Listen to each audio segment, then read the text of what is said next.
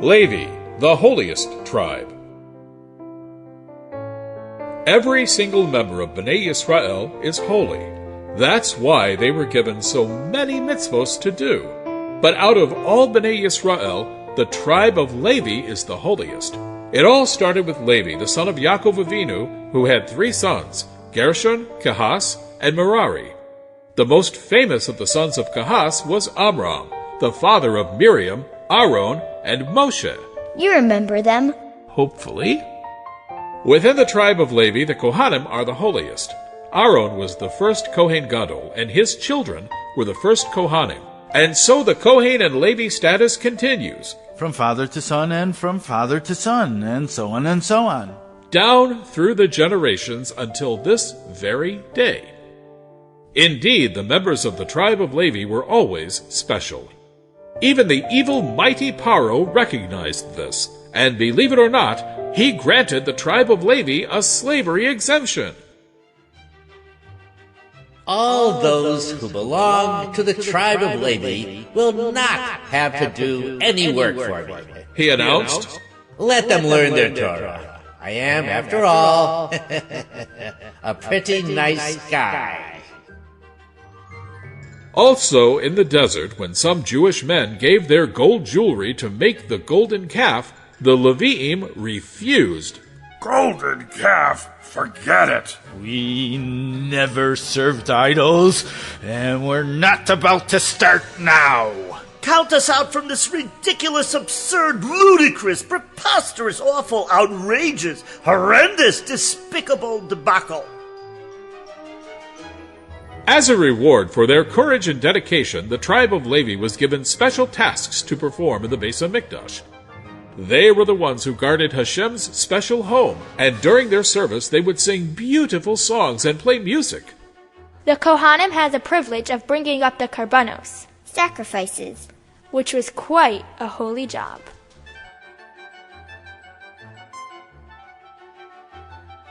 Passing and purity. Every Kohen must be tahor, spiritually pure, in order to serve in the Beis HaMikdash. That's why Hashem commanded them. Tell the Kohanim, the sons of Aaron, and say to them, let no Kohen become tameh, spiritually impure, by coming in contact with a dead body. Included in this mitzvah is the law that a Kohen must not enter a cemetery or even stay under the same roof as a dead body. But, as with many rules, there's an exception. Hashem continued, for close relatives, your wife, mother, father, son, daughter, brother, and unmarried sister, you shall become tameh.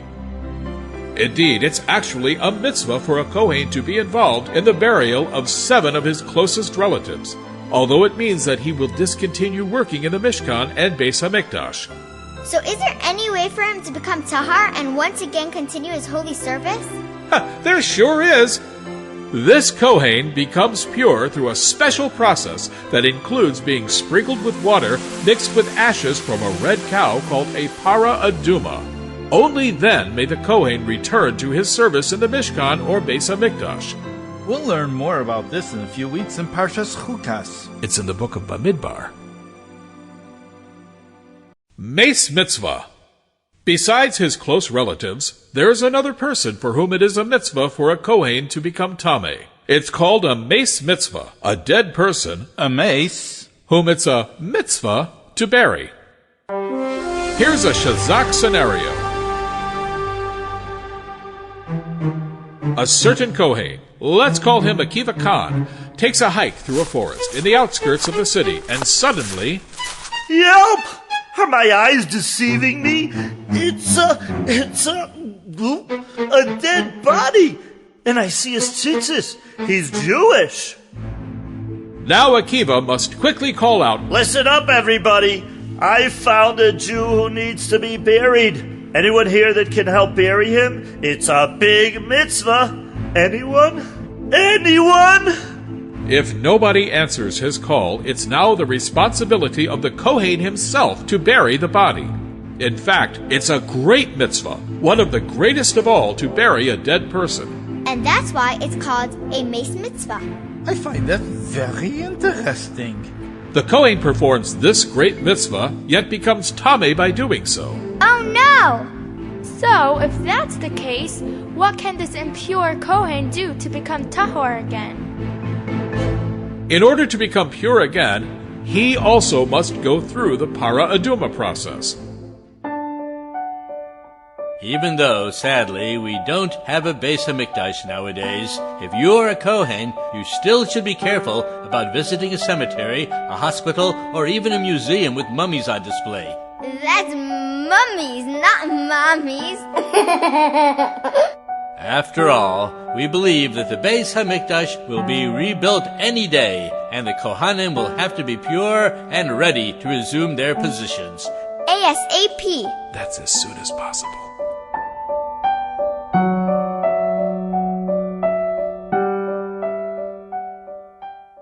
Nothing less than perfect. Imagine you're invited to the grand palace of the king and queen, to the White House in Washington, D.C., or to the grand office of the Prime Minister of Israel.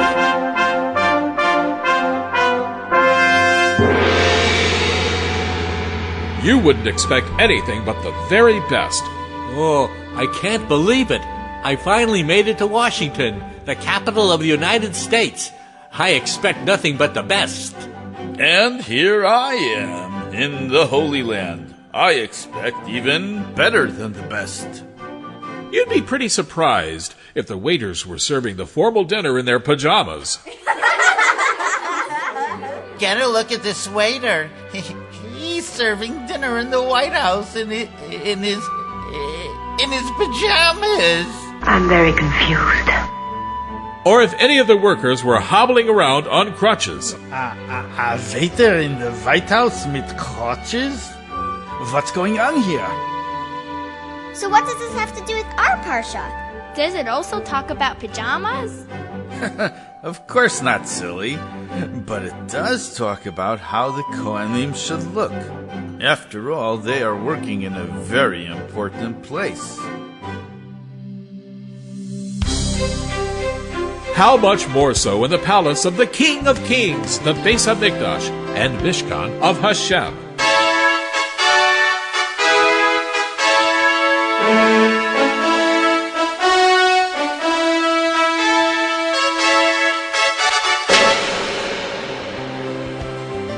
Every Kohen who performs their holy services must be dressed in their proper Kohen uniform and be physically fit.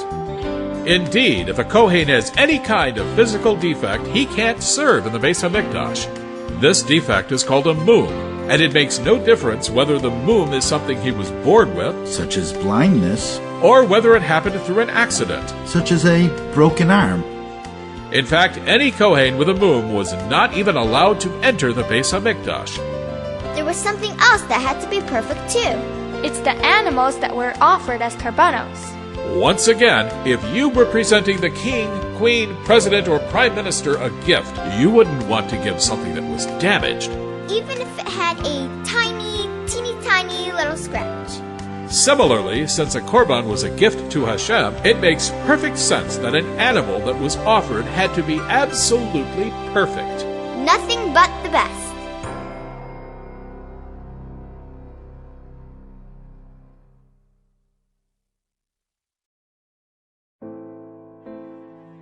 The Big Little Blemish.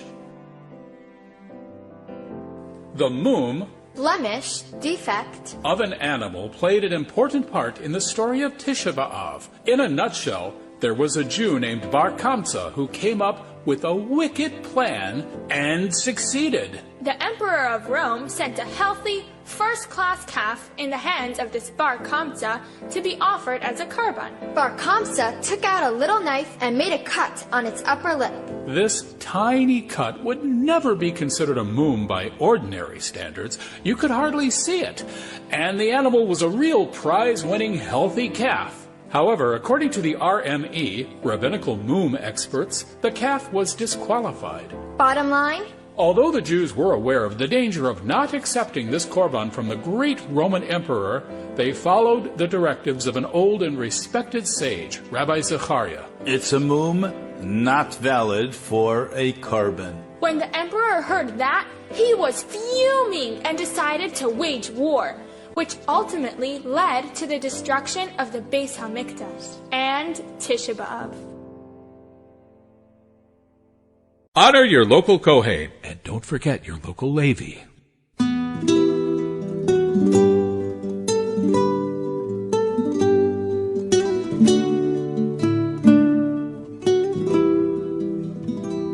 Due to their special status, we also need to honor the Kohanim and Levi'im. Here are some ways. Birkas Hamazon. If there's a Kohen or a Levi in the room, he's the one chosen to lead the Birkas Hamazon, the blessing after meals. Rabbosai nevarech. Some people say it in the Yiddish language. Rabbosai mirveln benchen. Well, whether it's in Hebrew or Yiddish, it means the same thing. Hey fellas, now that we ate, it's time to thank Hashem. It's time to say the grace after meals, aka benching. And the next Kohen Levi honor, Aliyah Torah. When the Torah is read in the synagogue, a Kohen gets called up for the first Torah reading, called an Aliyah, meaning going up. and a Levi is honored with the second Aliyah. Afterwards come the regular folk, Yisraelim, those who are neither Kohanim nor Levi'im. This is a typical scene in the synagogue whenever the Torah is read. The Gabbai is the one who calls the people to the Torah, so when they are ready to read the Torah, he sends out his invitation in a loud voice. So let's say the name of the person being called is Shmuel, and his father's name is Moshe. Then you would hear these words from the Gabbai. Yamod Shmuel ben Moshe HaKohen. Yamod means stand up, and Ben is a son. So he is saying, stand up, Shmuel the son of Moshe the Kohen. And let's say that his name is Gavriel, and his father's name is David, and he is a Levi. Then he would get the next Aliyah, and the Gabbai would announce, Yamod Gavriel ben David HaLevi.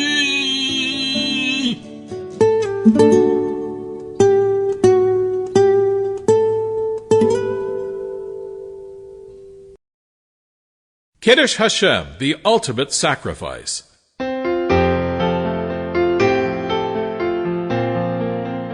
And now for something completely different. We'll learn about a very important mitzvah, one we hope we never have to perform. It's called Kiddush Hashem, sanctifying the name of Hashem by being prepared to die rather than transgress certain mitzvahs of the Torah. For instance, if a Jew is told that he will be killed unless he does one of the big three sins, murdering someone, worshipping idols, or marrying a person he is not allowed to marry, then the Jew must be prepared to give up his life, rather than do any of these sins. Even though the person was killed, his neshama lasts forever. And is now especially close to Hashem due to his Kiddush Hashem brave actions.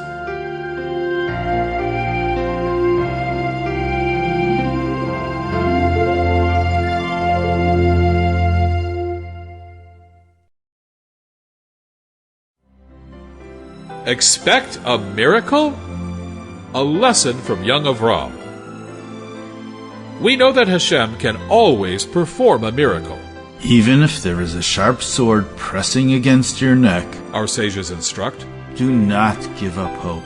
Continue praying. Yet, as Rashi quotes, when a Jew prepares to give up his life al Kiddush Hashem, he shouldn't expect a miracle. Hashem will only perform a miracle for those who don't expect a miracle. This sheds light on something we learned a long time ago in Shazak Chumash.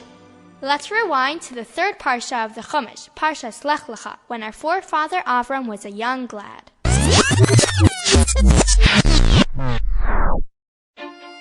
Here's what happened.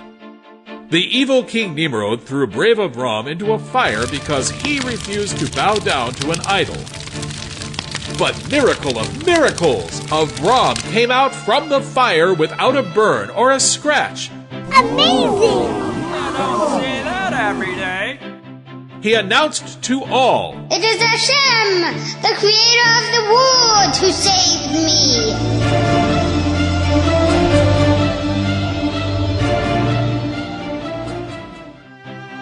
As soon as Haran, Avram's younger brother, witnessed this great miracle, he declared, Amazing! I am now a firm believer in the one and only Hashem. Immediately, King Nimrod's officers seized Haran and threw him into the flames. But unlike his brother, the great Tzaddik Avram, Haran did not survive the intense fire of the furnace.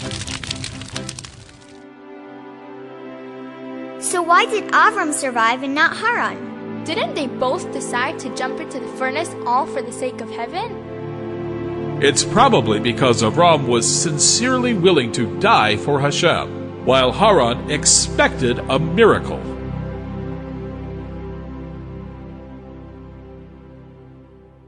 Kiddush Hashem, the easy way. Thank God most of us have never had to experience this kind of Kiddush Hashem. Yet Kiddush Hashem means to make Hashem's name holy, and that is something painless we can do very often. It can be something as small as not tossing your empty potato chip bag to the floor when you're finished with it. Or being polite to fellow shoppers in the supermarket. Or offering your seat to an older person. Now for a Shazak Kiddush Hashem scenario. Frady Applebaum loves juicy apples. One day, Frady walks into her local grocery, Fruits for Less, and makes a beeline for the apple section. Yum! She says as she selects some delicious red apples. They're on sale for 25 cents each. I think I'll buy 20 of them. That will last me a long time. Clutching her bag of apples, Frady goes to the counter to pay. That will be $5, Frady, says the owner, Mr. Freddy Fruchthandler. Frady took out a $10 bill, and lo and behold, Fredy gave her, instead of $5 change, $20 in change. Wow, that's a great deal. Without losing a second, Frady turns to the owner and cries out, Mr. Freddy Fruitman from Fruits for Less, you gave me $20 in change instead of $5. Oh, you're right, Fredy said, taking back the money and giving Frady the right change. What an honest young lady you are. Not only did Frady make a Kiddush Hashem by choosing to do the right thing, but all the shoppers in line witnessed this, and boy, and girl, were they impressed. Hardy har har.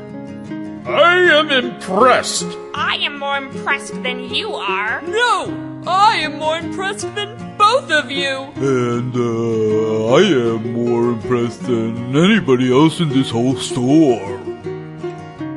So remember that you are a representative of the Jewish people. When you make a good impression on others, you are also giving Bnei Yisrael a good name. Not to mention Hashem, of course. By the way, the opposite of a Kiddush Hashem is called a Chilul Hashem.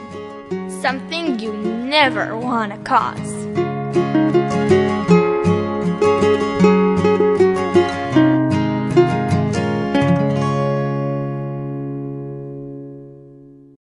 Around the year. Now it's time for a holiday tour. Hashem takes Moshe on a journey around the Jewish calendar, explaining the laws of each Jewish holiday and the proper korbanos to be brought.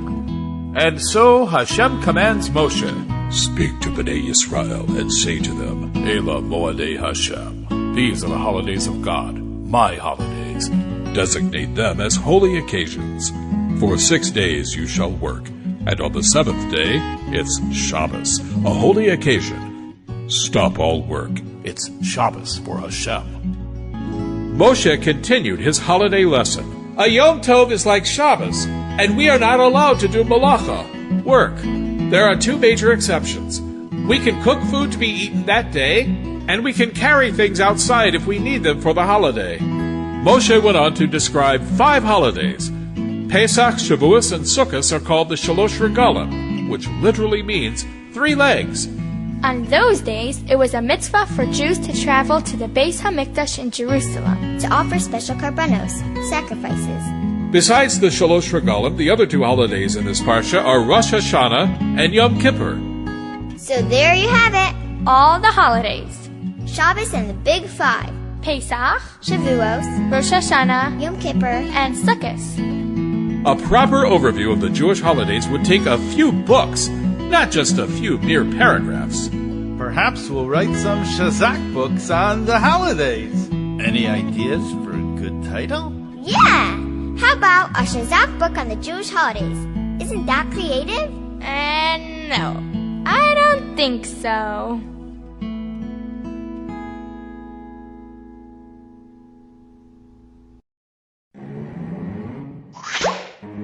This is delicious. Stomach celebrations? No way. Out of the question. Open a siddur, a prayer book, and you'll see that our festivals are described as Moadim L'Simcha, Chagim Uzmanim L'Sason, festivals for rejoicing, holidays and seasons for gladness. So rejoicing on the holidays is really important. But what is the definition of rejoicing? Jumping up and down on a trampoline with a big smile on your face? Absolutely not.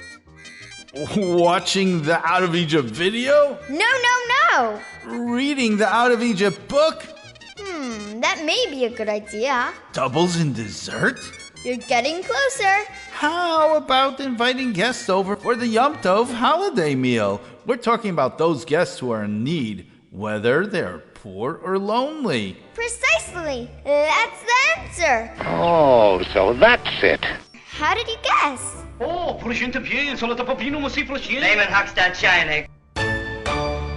Indeed, the famous Rambam of Egypt, Rabbi Moshe, the son of Maimon, stressed the importance of sharing the joy of the festivals by inviting such guests to our holiday meals and uplifting their spirits.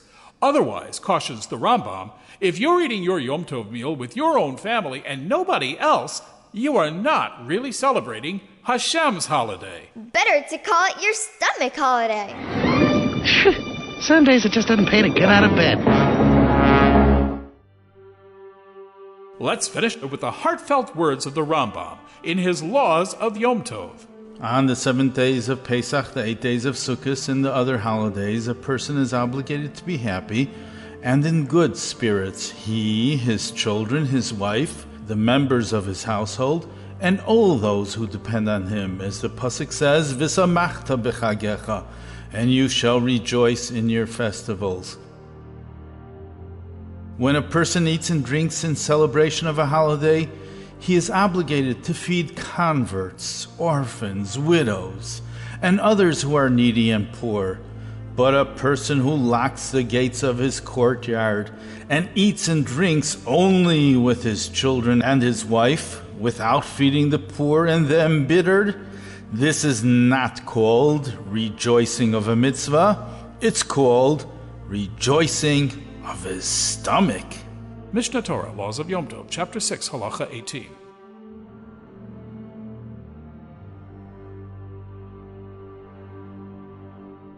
Next week's Parsha, Parshas Behar, has yet more mitzvos for everyone, including special mitzvos for farmers in the land of Israel.